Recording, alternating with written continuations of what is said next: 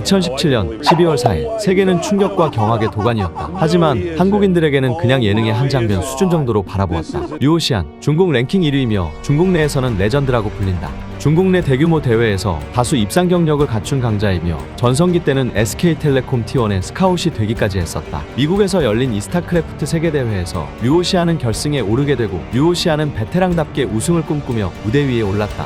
하지만 결승에서 만난 사람은 재수가 없게도 한국인이었다. 류오시안의 가족들과 지인들 모두가 응원을 하며 지켜보는 경기였지만 모두가 예상했다시피 그 중국 선수는 말 그대로 구둣발로 잘근잘근 밟혔고 경기 후 자신의 SNS에 이치옥에 대해서 욕을 하며 수치심을 표현했다. 무엇이 그를 이렇게까지 망가뜨렸으며 한국은 어쩌다 이런 수준까지 와버린 것일까? 해외 전문가들이 우리나라가 게임을 잘하는 이유에 대해서 분석하기를 한국은 게임에 대해 너무 진지하게 접근한다고 말하며 인프라나 어떤 다른 이유들을 됐지만 근본적인 원인은 제시하지 못한다. 이들은 우리나라의 과거 역사를 모르기 때문이다. 한국은 게임에 미친 나라다. 당장 유튜브 쇼츠 영상만 몇 번 넘겨도 해외 서구권 나라들은 방과 후에 여러 가지 스포츠나 다른 놀이들을 즐기는 것을 볼 수 있다. 하지만 한국은 오로지 게임만을 고집하는 나라이다. 스포츠 활동은 거의 학교 체육 시간 정도에 그치는 수준이고 서구권의 나라들은 길거리에서도 여러 취미생활과 스포츠 활동을 즐기지만 우리나라는 길거리에서 게임을 즐긴다. 그리고 게임에 매우 진지하다. 외국인은 이제 좀 쉬어볼까 하며 게임을 키지만 반대로 한국인은 게임을 끄며 이제 좀 쉬어볼까 한다는 말이 있다. 서로가 서로를 못 잡아먹어서 안달이며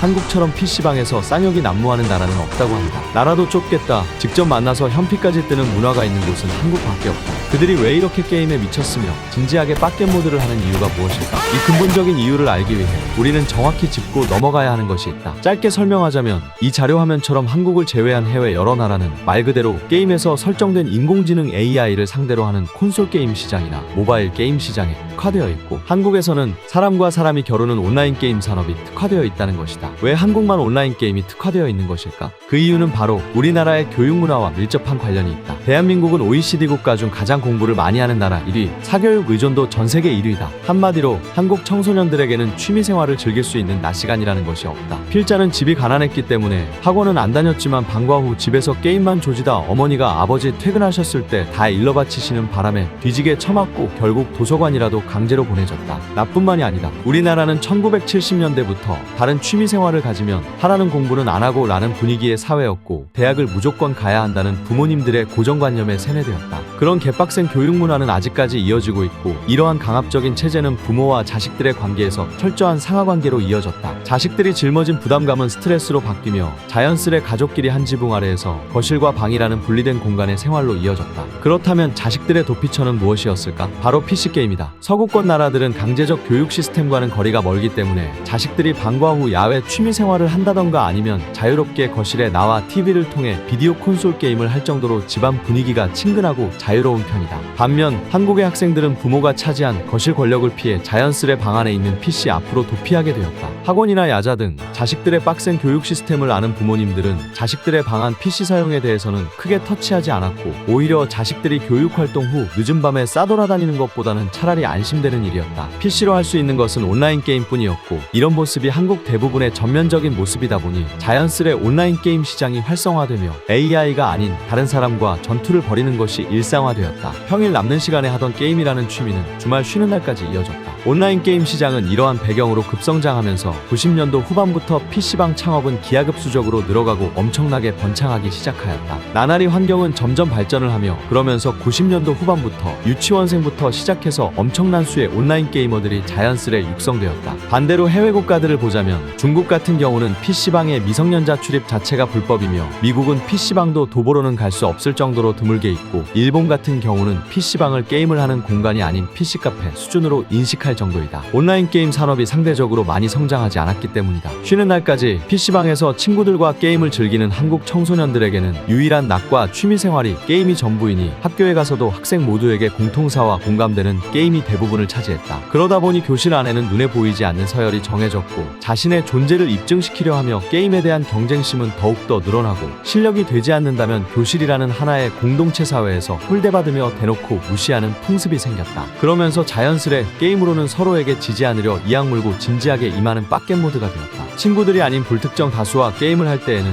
평소 쌓아뒀던 모든 스트레스를 마음껏 풀며 온갖 쌍욕들을 서슴없이 한다. 수위가 높은 수준의 욕을 먹으면 먹을수록 상처는 무뎌지고 멘탈은 더 단단해지며 자신의 가족들을 지키기 위해 필사적으로 싸운게 됐다. 한국의 높은 학구열의 환경은 곧 이들의 지능으로도 이어졌다. 공부 잘하는 놈이 게임도 잘한다 라는 말은 한 번쯤 들어봤을 것이다. 한국은 전세계 국가별 평균 IQ 순위 2위이며 현재 전세계 개인 IQ 1위는 한국인이다. 2022년에 열린 국제 수학 올림피아드라는 지구에서 위상과 규모가 가장 큰 수학 대회에서 총 104개국이 참가하여 2위를 차지할 정도이다. 해외 교수들이 우리나라 수능 수학 문제를 보면 경악을 한다. 평소 교육 환경으로 높아진 지능은 이들의 온라인 게임 경쟁에도 이어졌고 그로 인해 게임 난이도 수준 역시 높아졌다. 물론 교육 환경 수준이 뒤처진 친구들도 있겠지만 어쨌든 게임 안에서는 스마트한 아이들과 같이 맞물려 경쟁하며 잘하다 보니 게임 실력은 이들 역시도 늘 수밖에 없는 것이다. 이런 엄청난 난이도의 실력에서 경쟁하다 보니 선수층에는 당연히 어마어마한 실력자들로 걸러지는 것이고 자연스레 e스포츠 강대국이 되었다. 짧게 정리해보자면 낮에 취미생활을 할 수 없게 만드는 교육 시스템과 비디오 콘솔 게임 같은 거실 게임을 할 수 없는 한국 특유의 가정사회 분위기 때문에 우리가 그나마 할 수 있는 취미는 PC게임밖에 없었고 온라인 게임에 최적화된 PC 환경에서 평소에 높은 학구열로 다져진 지능으로 그동안 쌓아둔 스트레스를 풀며 서로 물고 뜯으며 컴퓨터가 아닌 다른 유저들과 싸우는 전투만 계속하다 보니 온라인 빡겜 민족이 된 것이다.